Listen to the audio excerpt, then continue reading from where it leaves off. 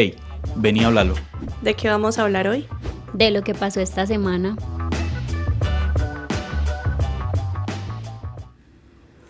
Un saludo para todos nuestros oyentes, bienvenidos al episodio número 58 de Hablalo. Hoy nos encontramos en cabina, Kelly Manuela Arias, en compañía de María Isabel. Kelly, yo no sé si tú viste que este fin de semana la ciudad se llenó de corredores gracias a la Maratón Medellín, y este es un evento que se celebra en la ciudad desde 1994. Sí, María, yo he visto que este deporte del running últimamente se ha vuelto como muy popular. Por ejemplo, en esta edición de la Maratón de Medellín hubo una participación cerca de 27,000 personas en las modalidades de 10 kilómetros, 21 kilómetros y 42 kilómetros. Entonces, yo me pregunto si estas personas que participaron realmente contarían como con una preparación previa o simplemente fueron como por participar y ya nada más o por ganarse una medalla. Ve, Kelly, es que tienes toda la razón y son cosas que probablemente no nos preguntamos, pero que son importantes de conocer porque este deporte es exigente y requiere como unas cosas para el cuerpo. Entonces sería bueno saberlo para evitar esos daños en la salud y esas cosas que pueden provocar.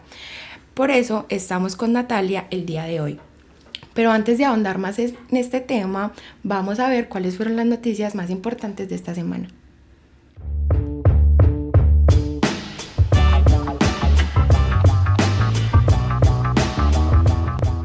El presidente Gustavo Petro aceptó la renuncia del ministro de las TIC, Julián Molina, quien solo duró 6 meses en su cargo y es el tercero en dimitir de este.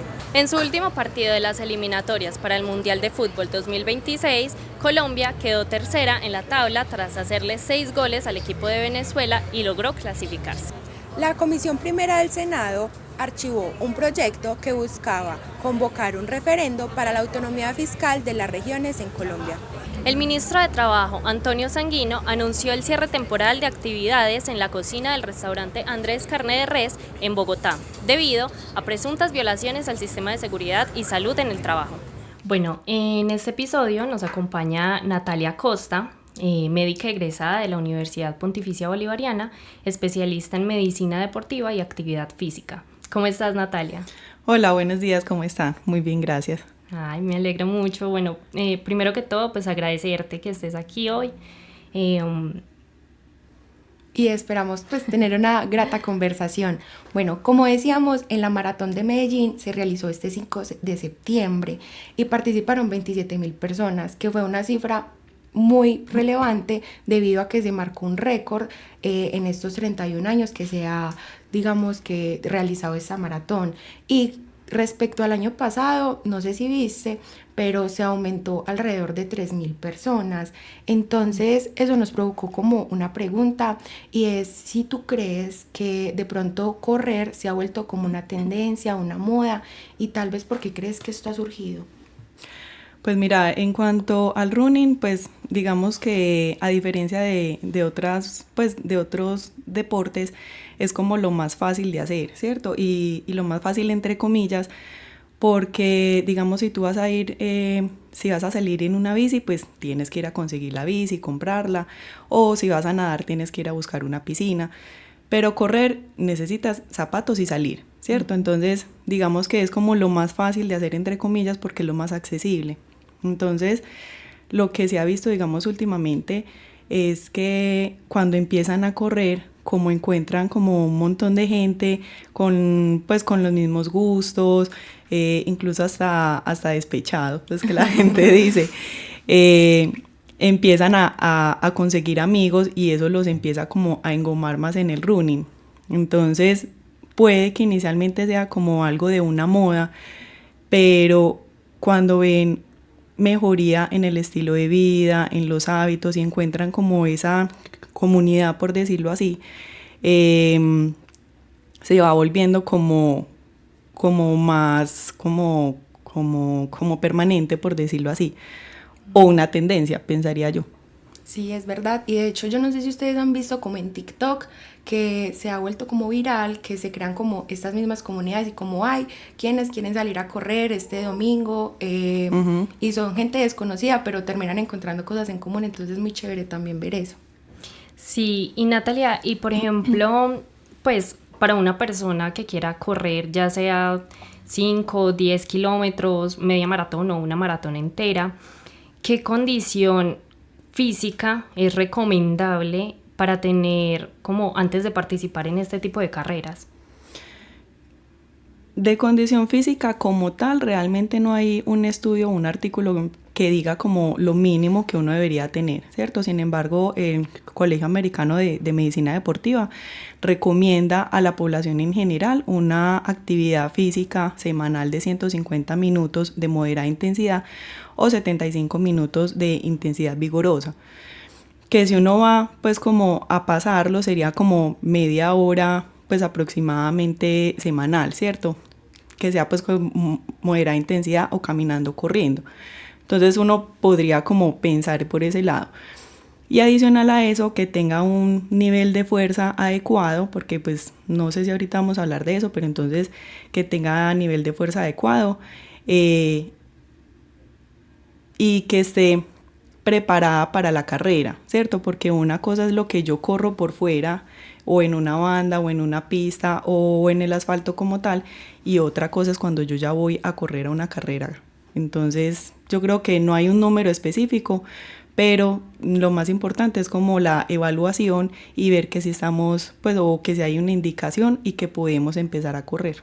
O sea que pues finalmente no es como que uno llegue y diga, ay sí, quiero ir a correr y ya, entonces me inscribo así porque así de un día para el otro. No, realmente no, o sea, no debería, que la gente lo hace sí, pero no debería. Bueno, y digamos que en este proceso de empezar a correr, ¿tú cuáles crees que son como los errores más frecuentes que tienen como estas personas principiantes o que están empezando a tener este gusto y que por eso mismo creen que pueden inscribirse y ya, salir a correr y ya? Pues primero, lo que les estaba diciendo ahorita, pensar que es lo más fácil, porque realmente pues cualquiera puede correr, realmente. Pero entonces dentro de esa moda que hay también últimamente, es copiar planes de la amiga o de la hermana que ella lleva 10K corriendo, o ChatGPT incluso, o de internet en general, y tienen ese plan y empiezan a correr con un plan, ¿cierto? Entonces como que el principal error que yo he visto es como o copiar planes o copiar pues como el proceso del otro, ¿cierto? Eso por un lado. Segundo, le dan muchas veces prioridad a las cosas externas, que las gafas, que pues como la ropa, incluso zapatos. Entonces muchas veces van a una tienda de zapatos, le hacen un estudio de la pisada y la chica les dice, ay, usted tiene este tipo de pisada, entonces tiene que comprar estos zapatos, ¿cierto? Pero muchas veces va mucho más allá. O sea, la pisada puede que esté influida por la falta de fuerza o por la buena fuerza que tenga en ciertos músculos, en el glúteo medio, en la pierna, etc. Entonces muchas veces puede que no sea solo la pisada cuando uno esté ahí de pie en esa máquina que tiene pues en algunos almacenes, por ejemplo. Otro error muy común, por ejemplo, es el entrenamiento de fuerza, ¿cierto? Entonces dentro del entrenamiento de fuerza, digamos que queda muchas veces relegado porque empiezan a correr 4 o 5 veces a la semana y no hacen fuerza porque creen que es suficiente. Entonces no van al gimnasio, no hacen nada de eso, y realmente si uno va a correr, uno tiene que empezar a hacer el entrenamiento de fuerza que sea dirigido a ese objetivo que yo tengo, que en este momento sería pues como el running. Ah, ok. Todo termina siendo como un complemento. Sí, realmente sí. O sea, todo termina siendo como ese complemento. Sí, entonces, por ejemplo, ahí básicamente nos damos cuenta de que todo influye. Entonces, la preparación, que los zapatos, que el terreno incluso, que ahorita estabas diciendo. Y, por ejemplo, en este caso, ¿qué tipo de afectaciones hay para el cuerpo cuando uno, por ejemplo, va a correr en pavimento? Digamos que todo es una adaptación, ¿cierto? O sea, dentro del ciclo, cuando yo empiezo a preparar una carrera, digamos que hay unos días que son como de fondo, hay unos días que son de velocidad, etcétera, ¿cierto? Y digamos que todo el ejercicio, pues, o cada día tiene un objetivo diferente. Y dentro de ese objetivo también lo más importante es dónde lo voy a correr, ¿cierto? Entonces no siempre se corre en asfalto. Hay días que se van a correr en una pista y hay otros días que se van a correr en una banda. Entonces eso depende del objetivo del entrenamiento de ese día para yo poder hacer o cumplir con el objetivo, porque el asfalto, por ejemplo, es duro y es demasiado irregular. Entonces muchas veces no estaría de pronto o no se logran las adaptaciones necesarias si yo empiezo a correr todos los días en asfalto, por ejemplo. Y adicional a eso, pues uno durante todo este proceso necesita un periodo de adaptación, pues los tendones, ligamentos, el hueso necesita la adaptación, y el pavimento definitivamente va a influir también en ese proceso. Entonces no es que sea malo, pero necesitamos una progresión y una adaptación. Ok. Y como lo decíamos ahorita, hay personas que creen que es como salir a correr y ya, pero en realidad hay todo un proceso detrás.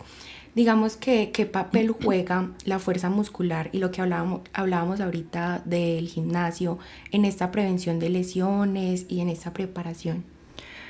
Pues digamos que esa es como la base, ¿cierto? La base, ¿por qué? Porque el entrenamiento de fuerza, pues digamos que puede tener dos objetivos grandes: disminuir el riesgo de lesiones y mejorar el rendimiento, ¿cierto? Entonces, el entrenamiento de fuerza, cuando uno lo empieza a hacer, pues o cuando hace parte pues como el running como tal, debería de estar enfocado en este deporte, ¿cierto?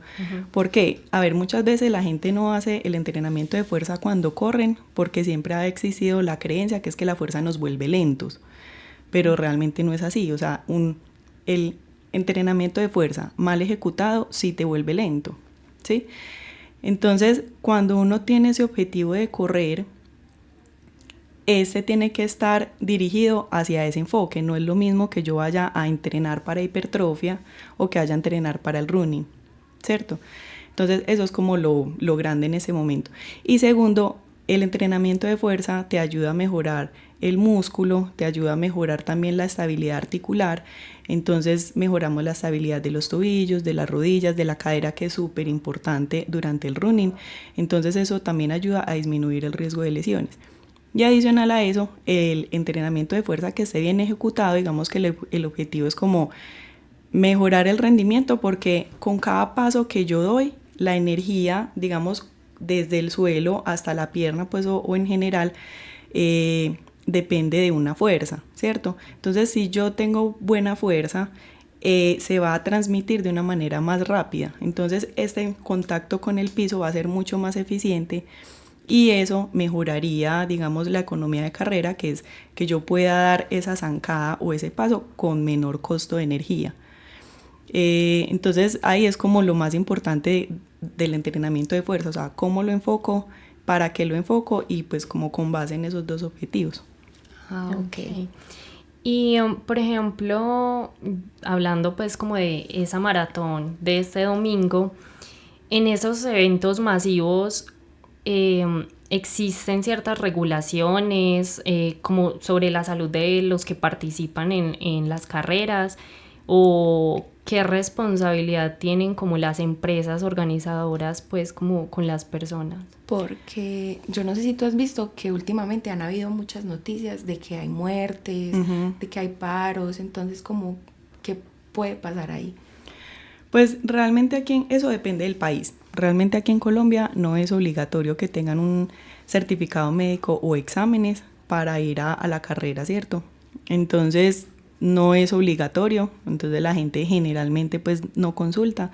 Sin embargo, me parece muy, muy chévere la pregunta, porque el objetivo es como empezar a crear conciencia. Si la organización no me lo está pidiendo, si la carrera no me lo está pidiendo, yo voy por salud, ¿cierto? Dentro de una evaluación que uno hace antes de la carrera o empezar el ciclo, lo que hacemos una evaluación de unos exámenes, osteomuscular completa, cómo está, pues si de pronto hay algún antecedente que pueda ser un factor de riesgo para enfermedades o eventos dentro de la carrera, que lo que tú decías ahorita. Por ejemplo, en esa última carrera no hubo fallecimientos, pero el año pasado y el antepasado sí. En San Andrés incluso este año en 2 diferentes que hubo una muerte en cada evento, ¿cierto? Entonces no es obligatorio, pero como que la gente ya empiece a tomar conciencia. A diferencia, por ejemplo, de otros países que en muchos eventos obligan a que tengan una prueba de esfuerzo, que tengan exámenes, en otros solo que tengan como certificado. Definitivamente pues es algo que deberíamos empezar a implementar porque cada vez se hace más frecuente que haya un evento de estos en una carrera.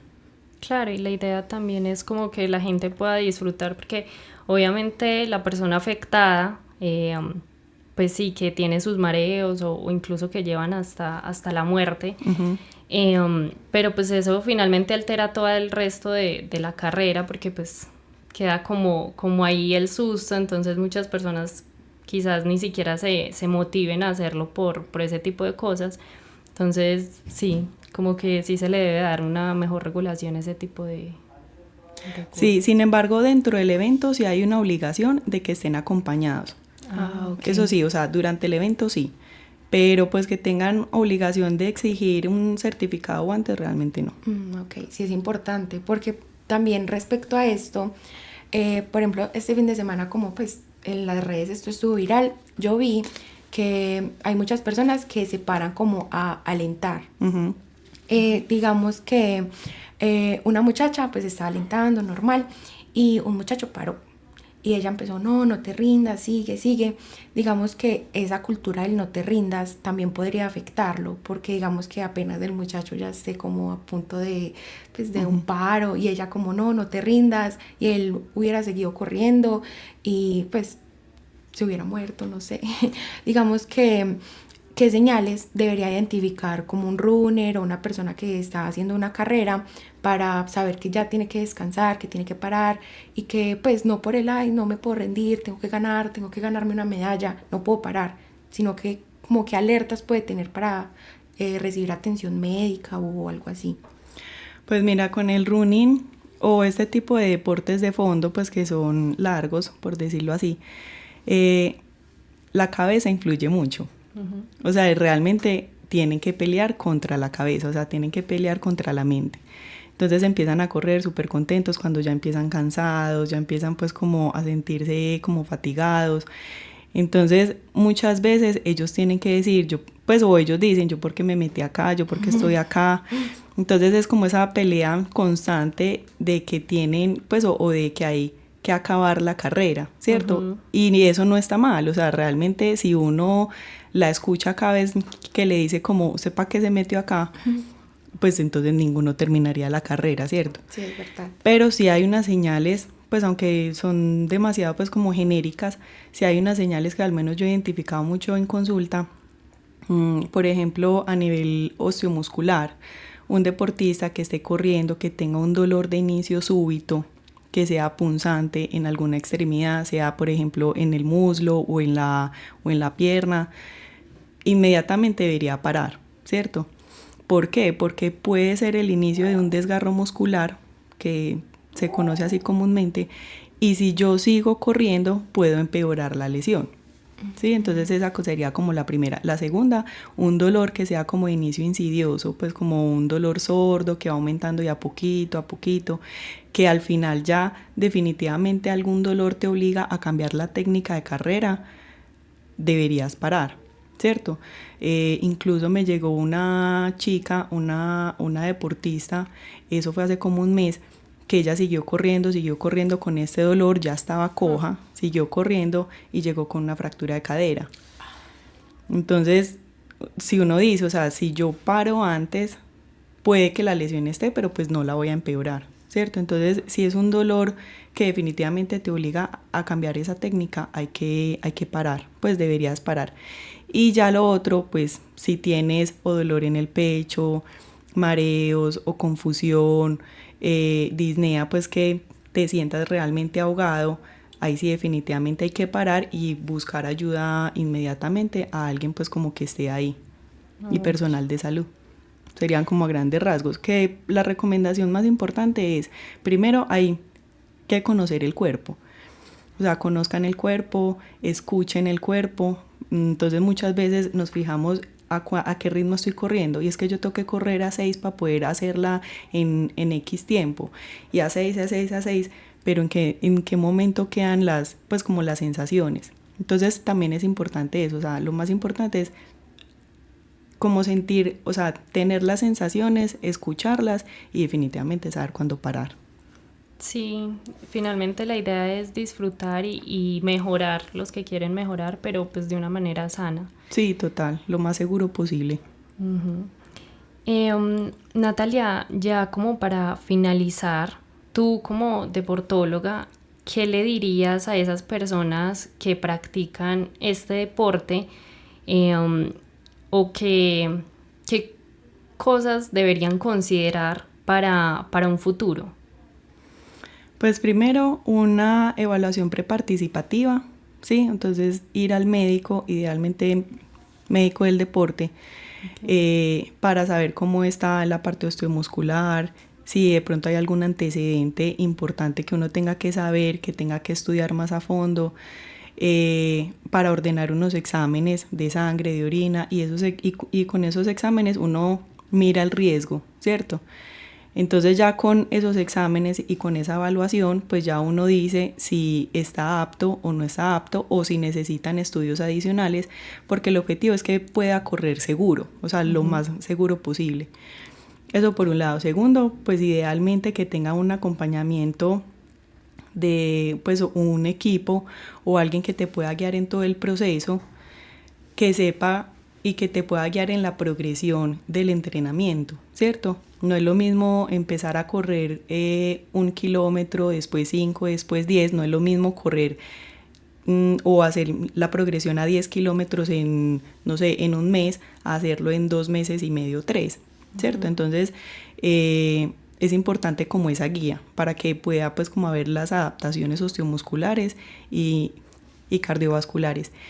Y por último, ya pues como de pronto no es lo menos importante, pero ya pues como la parte de la alimentación, de la hidratación también es súper importante pues en todo este proceso. Entonces también que tengan acompañamiento de nutrición, y ya digamos que ya con ese equipo interdisciplinario pues que uno tiene, ya puede empezar a programar el ciclo, y ya digamos en enero, febrero uno dice listo, yo quiero esta carrera, quiero esta, y todos empezamos a trabajar con base en el objetivo del deportista, porque ya no es como el objetivo del solo, sino que es de todos. Y todo lo hacemos pues como con alrededor de eso, y empezamos a trabajar con base en eso. Y ya pues lo más importante, y lo que yo muchas veces les digo pues a mis usuarios pues o pacientes, es lo más importante es correr, pues digamos que correr informado es correr inteligente, o correr informado es lo más importante para prevenir pues como algún evento. Sí, es verdad. Sí. Y es muy chévere lo que tú cuentas, como que termina siendo un trabajo en equipo muy grande, y también un trabajo en el tiempo, o sea, todo es un proceso, y que al final se puede ver el resultado como en una buena carrera, en disfrutar la carrera, y en que no es solo una medalla, sino también es el mérito de todo el proceso que he llevado para lograr eso.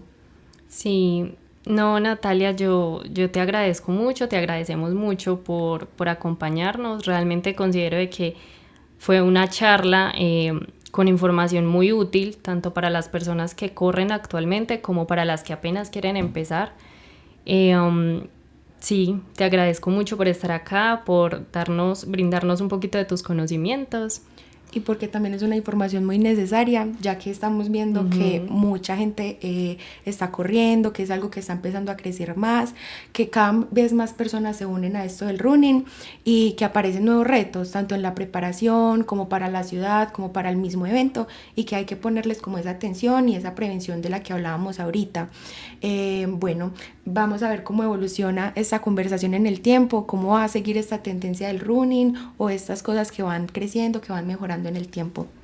Muchas gracias a ustedes por la invitación, y la verdad es demasiado valioso para nosotros como médicos del deporte empezar como a educar más a la población. Y ya no sé si de pronto ustedes, pues si alguien tiene alguna duda o pregunta adicional, pues no sé si haya forma de dejarla ahí, pues como en el podcast donde ustedes lo tienen, que con mucho gusto pues o me pueden escribir al Instagram. y con mucho gusto yo les respondo. Listo, Listo, perfecto. Muchas gracias.